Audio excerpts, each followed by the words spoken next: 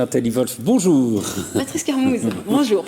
Alors, on est avec Hervé Hamon, on va voyager, on va peut-être rêver, mais pas seulement, pour le dictionnaire amoureux des îles. Bonjour Hervé Hamon. Bonjour.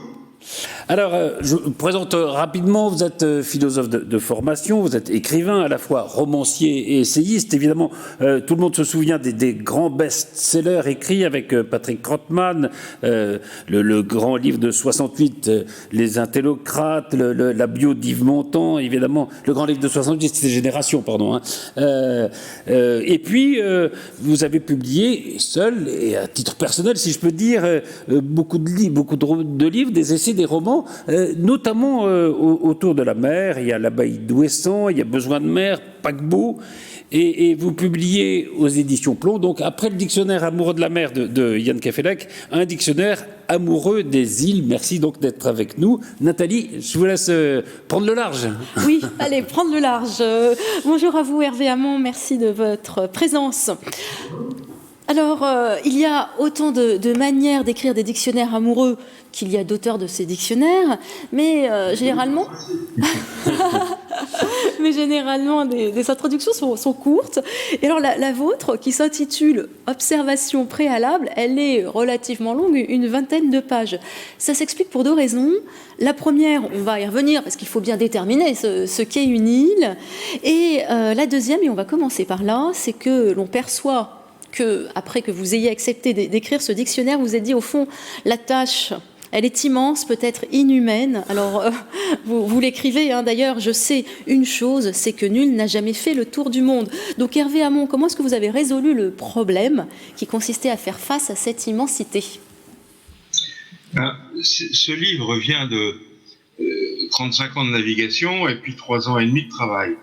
Et devant l'immensité, effectivement, du sujet, puisque le sujet, c'est le monde, donc il faut bien faire des choix.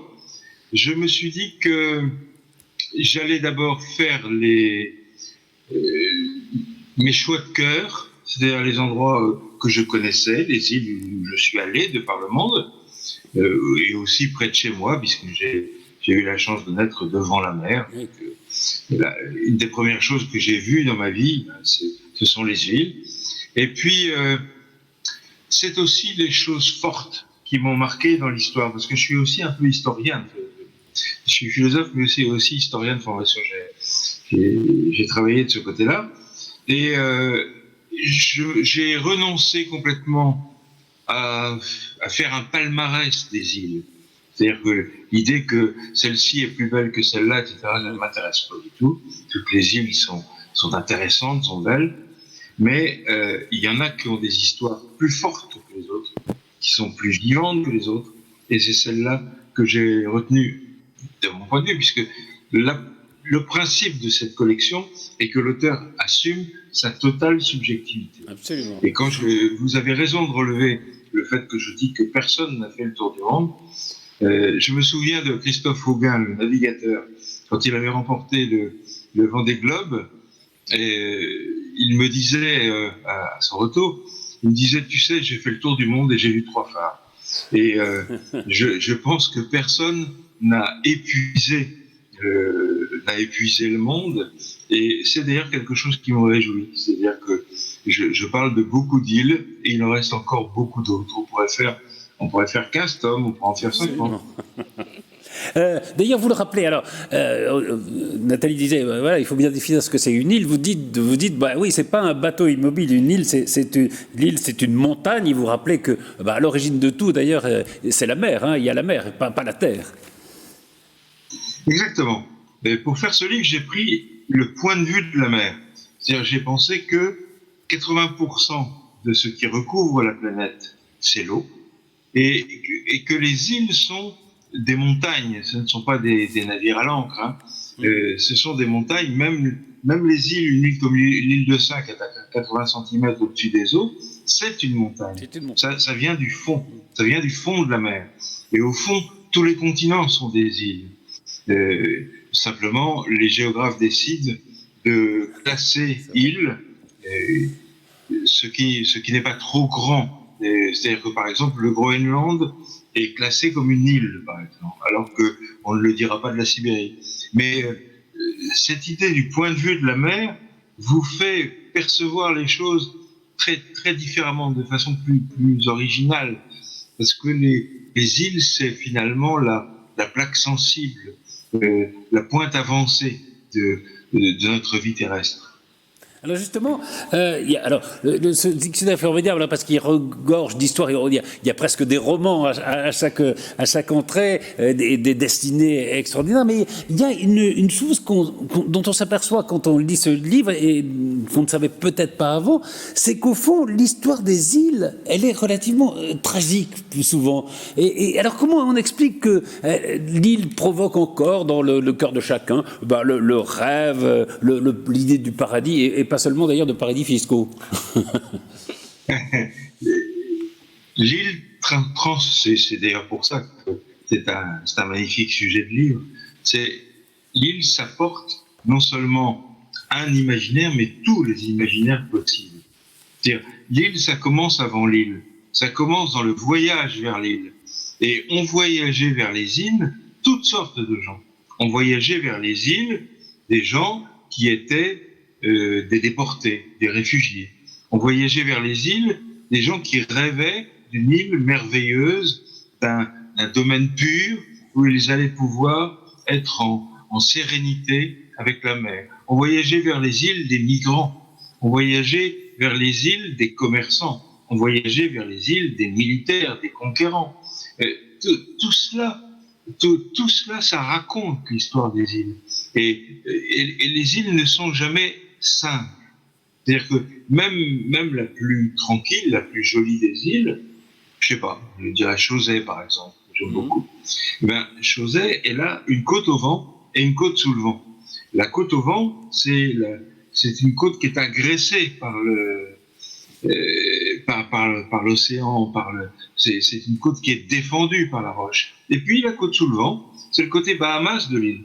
Et c'est pourquoi les îles on porte toujours ce paradoxe, cette contradiction. Et entre les Iliens eux-mêmes, ils sont toujours différenciés. Les Iliens sont à la fois totalement unis, c'est-à-dire ils font front par rapport aux continentaux, mais en même temps, ils sont aussi facilement divisés. Oui, beaucoup de nuances, de paradoxes, et vous expliquez d'ailleurs, vous en parlez s'agissant de Belle-Île ou de l'île de Ré, que certains endroits soient devenus des lieux où il faut aller, où il faut être vu quand on est artiste, quand on est homme politique, quand on est personnalité. Oui, je sais pas, mon côté mon côté le plus aimable. Non, c'est pas ce que vous préférez. Encore beaucoup Belle-Île, par exemple. L'île de Ré n'est plus une île, pour moi. C'est clair, parce qu'ils ont construit un pont. À partir du moment où il se relie par un pont au continent, ça n'est plus une île, tout simplement, dans la définition géographique. Mais Belle-Île, oui, c'est le place to be, un peu comme les îles du Morbihan, un peu comme certaines îles méditerranéennes. Et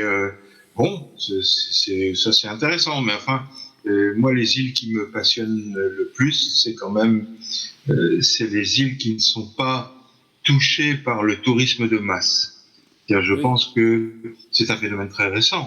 Le côté selfie, si vous voulez, c'est moi et le Mont Saint-Michel. Ça me débecte beaucoup. Je pense que, et d'ailleurs, beaucoup d'îles y réfléchissent et sont en train de se prémunir contre cela. Parce que ça n'est plus l'île qu'on regarde, on se regarde soi devant l'île. L'île n'est plus qu'un décor, et je pense que là, on perd beaucoup.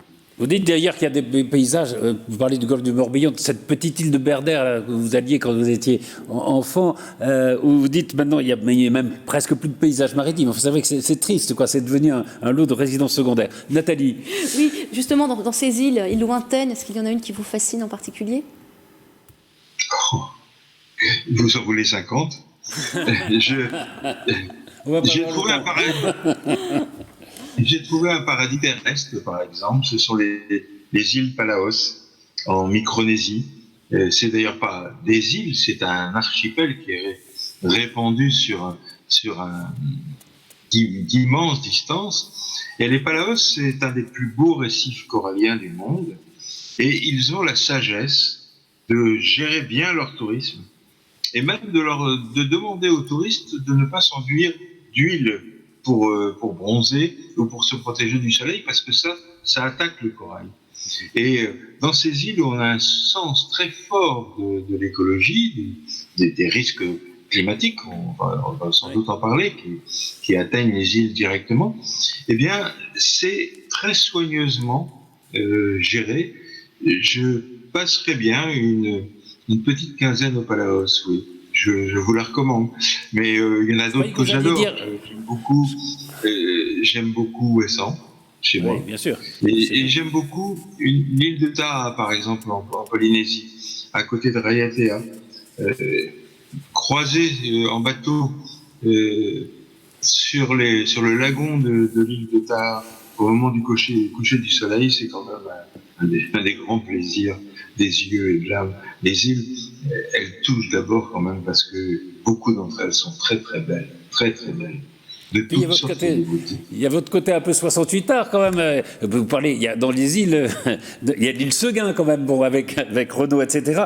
On n'a plus trop le temps de parler. C'est vrai que vous parliez d'écologie, c'est très important, la situation des îles par rapport à l'environnement. Mais je crois que Nathalie, vous vouliez poser une question sur une île qui vous est chère, oui. Et qui est rapport avec la littérature, évidemment. Oui, parce que vous parlez aussi des îles qui sont celles des écrivains, et on ne peut pas ne pas évoquer Victor Hugo et Guernesey. Je crois que c'est une île que vous adorez, c'est ce qu'on lit en tout cas dans votre livre, où se trouve Hauteville House, cette étrange maison, et vous dites qu'elle est étrange, et pourquoi est-ce que cette maison vous fait peur alors?